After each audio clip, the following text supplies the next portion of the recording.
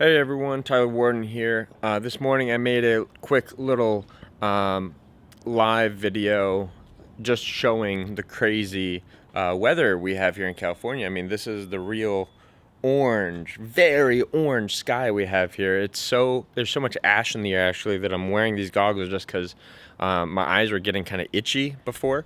So I'm just wearing these weird goggles just because it makes my eyes feel better. But basically, I want to go a step further than what I did this morning and actually talk about why I'm super frustrated with the government here in California, being that it is not only Democratic, extremely blue, and leftist, but it is extremely incompetent. So recently I've been hearing people on the left talk about the Native Americans as though they have some divine wisdom as to how we should take care of the forests.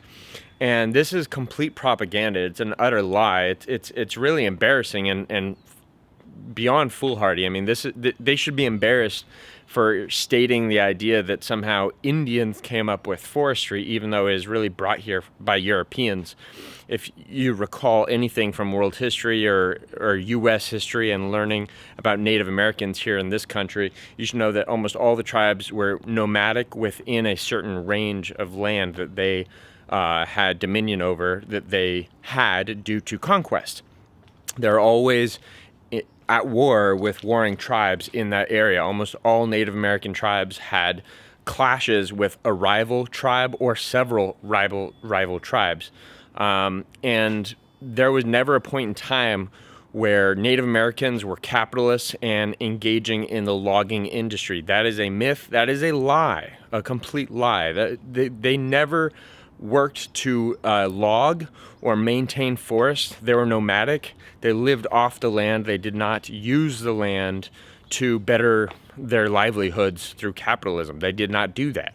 Now, I talk about all that because basically what they're talking about on the left is that somehow Native Americans are now sharing their wisdom to tell us how we should run our forests today, decades, and I mean like 50 plus years after Democrats have been running our forests here in California, at least, into the ground by allowing these huge forest fires. And when I say allowing huge forest fires, I mean not allowing small fires. So I've always said in a lot of my videos that the left is anti-nature because they don't understand nature, and in fact they hate nature because, well, a lot of them are like led by Satanists, and so they hate what God has created. And this is like a philosophy point that you don't have to believe, because what I'm going to talk about now is what they've done to create this apocalyptic world we live in. I mean, this feels like the apocalypse here in California. I don't know if you can see how orange everything is, but this is like a nightmare. This is Mad Max here, okay? So basically, what they've been doing for closer to a century now is there's a literal forestry mandate that says any fire that is started is supposed to be put out as soon as humanly possible. That's it. There is no discussion. And furthermore, there are no controlled forest fires. There's controlled burns on grasslands, which are really rare, by the way. I've lived in California my whole life. I've lived in NorCal my entire life. So I know I've seen plenty of the controlled burns, and I've even done some without a permit on my own parents' property, because that is their private property, and we maintain that using a goat herd. And sometimes controlled burns if the grasses are too high and the goats can't do it themselves. When it dries out, that's a huge hazard for all of our land. So we've done controlled burns. So the way you should do it, and I learned this getting the forestry merit badge when I was in the Boy Scouts, and I got this merit badge literally from a forestry ranger.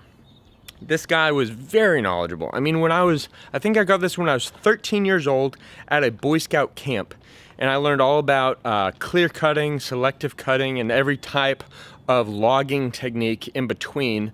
And that has to do with like whether you cut the entire forest down completely or you cut selectively in a certain increment or pattern or something.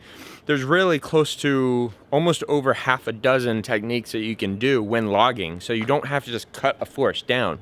You don't have to do that. And normally what you do is you leave medium or young trees behind, and you cut the older trees down.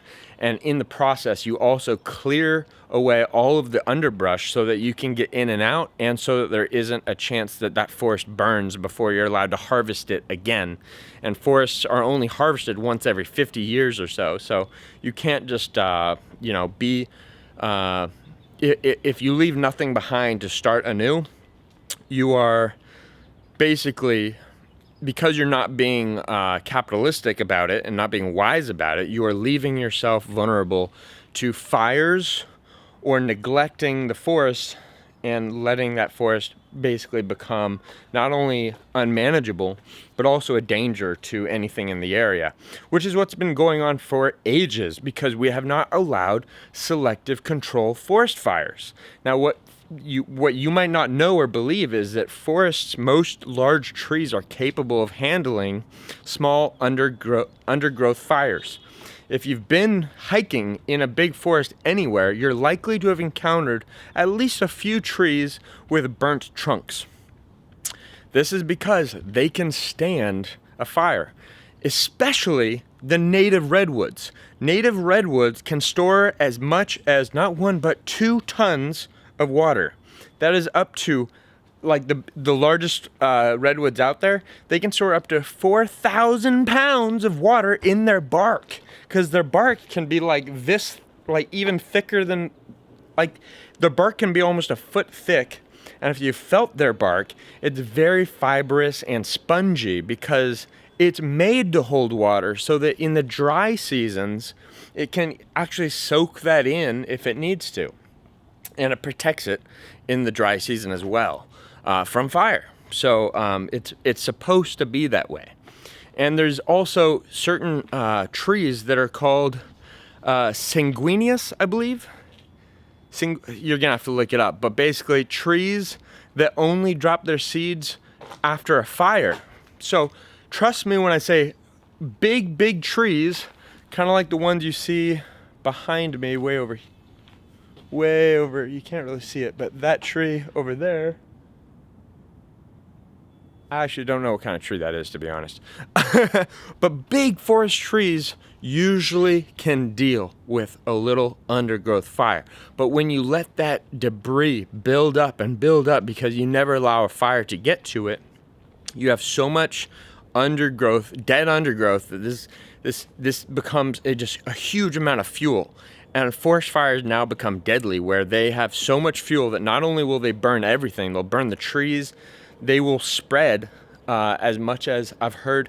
I've got 2 friends that are firefighters now, and they've said some of the worst forest fires known to man were able to spread roughly 200 feet a minute.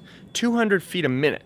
And that's spreading either horizontally or vertically, just 200 feet. But that, if you actually think about that, that is terrifying. That means the blaze was so hot that it was able to just push out thanks to ample oxygen and wind. So, these forest fires, until they run their course and force everyone to obey Mother Nature and stop trying to fight Mother Nature, they're just going to keep happening. So why don't we go back to what Western civilization discovered a long time ago and maintain our forests? Because this is not some like Indian wisdom that we have not heard. No, this was not invented by Indians. This is a Western technique that has been used for centuries.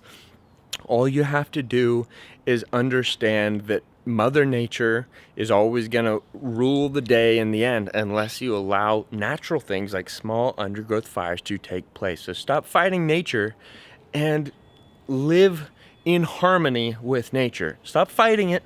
Live in harmony with nature. Fire is natural. It is natural. Okay?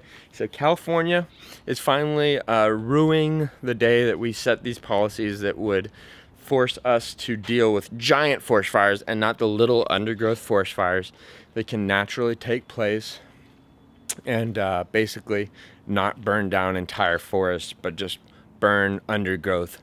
These types of fires should have been happening every year for a long time, and now it's finally out of control. So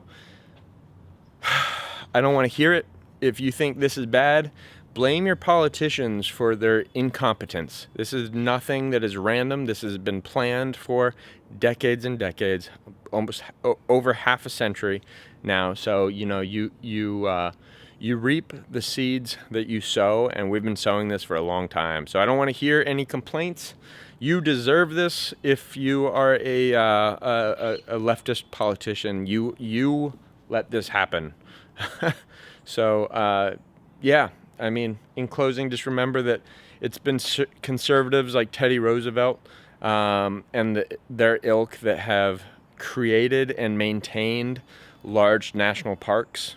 It hasn't been Democrats who historically seem to hate and not understand nature. So anyways, if you're watching this, just remember, don't listen to this stupid, embarrassingly idiotic propaganda from the left. This is not some new Native American wisdom. This is Western wisdom from the logging industry. The logging industry kind of invented a lot of the techniques that forestry rangers use today to help maintain the health of forests. Anyways, guys, that is all for the video. Sorry if that was a long rant that you didn't care about, but you should know that it's been your politicians that have allowed this apocalyptic scene to take place. Thanks for watching, guys. Take care.